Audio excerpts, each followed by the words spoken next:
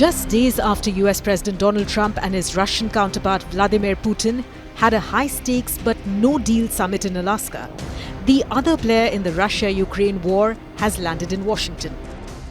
Volodymyr Zelensky is returning to the White House to meet Donald Trump, but this time he's bringing reinforcements to try and avoid the extraordinary showdown that happened the last time round. You're not in a good position. You don't have the cards right now. With us, you start having cards. Right now, you don't. You're playing cards. You're playing cards. You're gambling with the lives of millions of people. You're gambling with World War III. You're gambling with World War III. 7 European political heavy hitters are joining Zelensky to safeguard Ukraine and the continent from any widening aggression from Russia. French President Emmanuel Macron, British Prime Minister Keir Starmer, Italian Prime Minister Giorgia Meloni, German Chancellor Friedrich Merz, Finland President Alexander Stubb, European Commission President Ursula von der Leyen, NATO Secretary General Mark Rutte.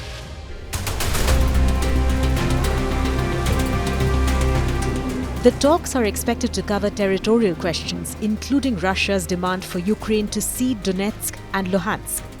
They are also expected to address security guarantees for Ukraine, which could be backed by US air power.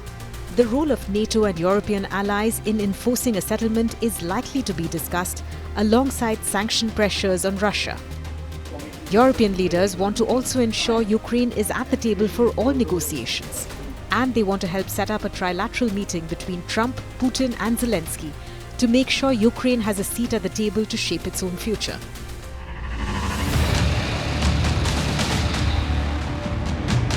At the Alaska summit, Putin reportedly insisted that Ukraine must surrender Donetsk and Luhansk in full, abandon its NATO aspirations and declare neutrality. Around 88% of the Donbas region is under Russian control. This includes almost all of the Luhansk region and about 75% of the Donetsk region. Russia controls nearly 44,600 square miles or 19% of Ukraine in total, including the Crimean Peninsula, according to open-source maps of the battlefield. Trump's special envoy Steve Witkoff said Putin agreed to allow the US and its European allies to offer Ukraine a security guarantee at his meeting with the US president. Hours before his meeting with Zelensky, Trump put the onus on the Ukrainian president to agree to concessions and suggested that Kiev could not regain Crimea, which Russia annexed in 2014.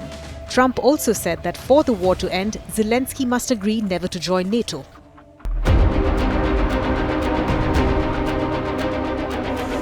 Zelensky has rejected the idea of handing over territory, insisting that talks must be based on current front lines and begin with a ceasefire. The Ukrainian president has ruled out ceding the Donbas region, warning it would become a springboard for future Russian attacks. Europe's position is simple: no forced territorial concessions, and any settlement must carry robust, enforceable security guarantees backed by the West.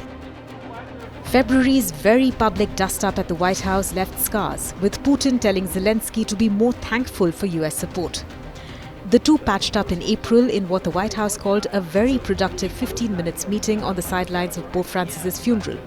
Since then, Kiev has underscored it is ready to pay for US arms and signed a minerals deal that gives Washington a financial stake in Ukraine's future.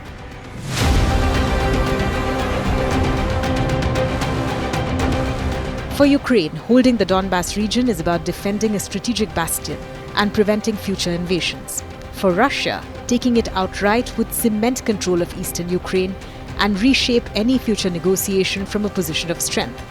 For Europe and the US, the decision in Washington will signal whether the war moves towards a just peace deal or a frozen conflict that rewards aggression.